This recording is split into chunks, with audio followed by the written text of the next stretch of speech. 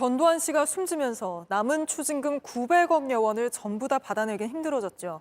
사실상 마지막으로 받아낼 수 있는 55억 원을 두고는 소송이 진행 중이었는데 한 고비를 넘겼습니다. 압류가 부당하다는 이의 신청을 최근 대법원이 받아들이지 않은 겁니다. 이제 이 돈을 환수할 수 있는지 마지막 판단만 남겨놨는데 자세한 내용 연지환 기자가 보도합니다. 경기도 오산시에 있는 전두환 씨 일가의 땅입니다. 2008년 전 씨 일가는 이곳의 땅 5필지를 교보 자산신탁에 맡겼습니다. 검찰은 전 씨의 추징금을 환수하기 위해 땅을 압류해 공매했습니다. 그러자 교보 자산신탁이 이의 신청을 냈습니다. 전 씨의 불법 재산이 아니라서 검찰의 압류가 부당하다는 겁니다. 대법원은 지난 15일 이미 압류가 완료돼 이의 신청은 실익이 없다며 검찰 손을 들어줬습니다. 이제 남은 건 교보 자산신탁이 공매로 얻은 55억 원을 배분하지 말라며 한국자산관리공사를 상대로 낸 소송입니다. 지난 8일 2심은 교보 자산신탁의 주장을 받아들이지 않았고 대법원이 이 판결을 확정하면 55억 원을 환수할 수 있습니다. 지금 법에선 당사자가 숨지면 추징 절차가 중단됩니다. 전 씨의 추징금 2,205억 원 가운데 922억 원이 남아 있습니다. 그나마 받아낼 수 있는 마지막 추징금 55억 원을 받아내도 867억 원은 영원히 미납으로 남게 됩니다. JTBC 연지환입니다.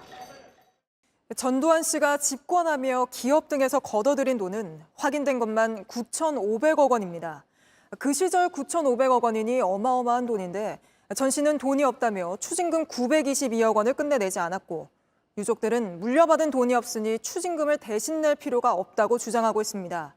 하지만 저희가 추적해보니까 전 씨 일가는 1조 원대 부동산 사업을 몰래 해왔고 또 이를 밝혀내 환수해야 할 검찰은 이런 사실을 전혀 파악하지 못하고 있었습니다.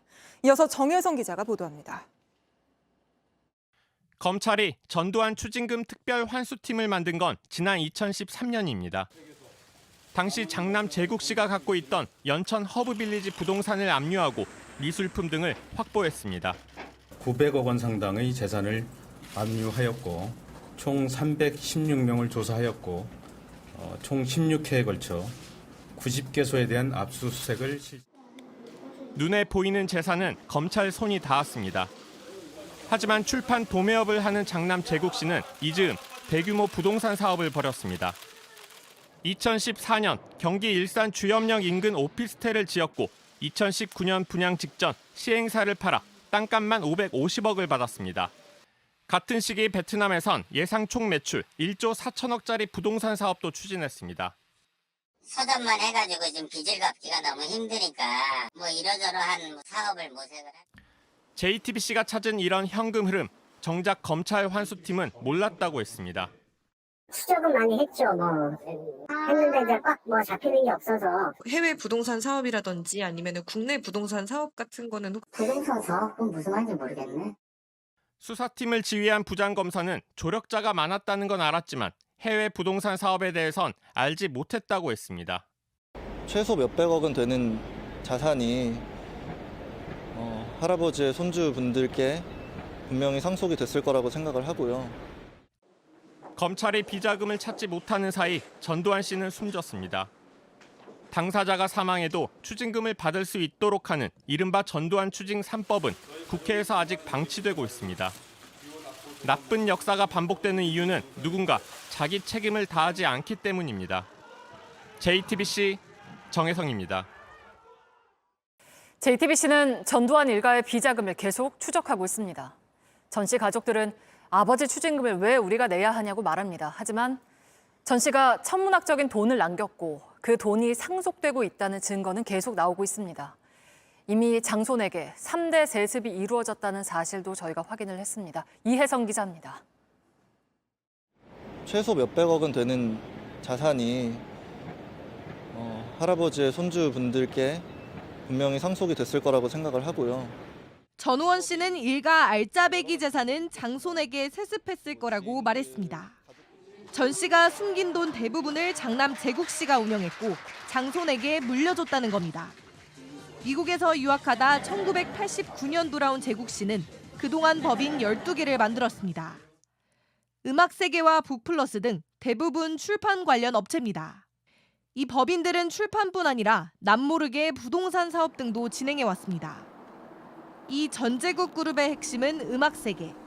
대출이나 빚도 없고 현금만 70억 원 보유했던 법인입니다. 지난 2019년엔 총 매출 1조 4천억 원짜리 해외 부동산 개발을 추진했습니다. 주주 명부를 확인했더니 제국 씨 아들과 딸에게 지분 90%가 넘어갔습니다. 나머지 10%만 제국 씨 지분입니다. 사실상 전두환 3세에게 상속이 끝난 겁니다. 30대 중반인 손자 손녀가 무슨 돈으로 지분을 샀는지 물었습니다. 이사님 뵈러 왔는데요. 안 되실 것 같아요. 지금 관계자분이라도 좀 제가 대답해드릴 수 있는 상황은 없고요. 여러 차례 질문했지만 해명 자체를 피합니다. 제가 7% 지분율을 갖고 있는 회사만 해도 지난 한 2년간 배당금이 한 2억 원 정도 나왔기 때문에 다 합치면은 정말 최소 100억은 다 넘게 있지 않으실까라는. 전 씨가 내지 않은 추징금은 922억 원. 추징금과 고액 세금 언제 납부하실 겁니까? 한 말씀 해주세요. 이가 좀 해주라. 전두환 추징 3법이 발의됐지만 3년째 국회에 방치돼 있습니다. JTBC 이혜선입니다. 전두환 씨는 생전에 29만 원만 있다고 했고 가족들은 호화 생활을 했습니다. 앞서 보신 것처럼 장남 제국 씨는 출판 사업을 한다고 했지만 실은 천문학적인 규모의 부동산 사업을 했습니다. 종잣돈과 운영비가 어디에서 나왔는지 알 수가 없는데 수십억 원에서 수백억 원까지 이익을 본 걸로 확인됐습니다. 정혜성 기자입니다. 전제국 씨 소유 법인 북플러스는 도서 도매업체입니다. 등기부등본에 부동산 관련 내용은 사업 목적에 없습니다. 북플러스가 혹시 뭐 하는 업체인가요?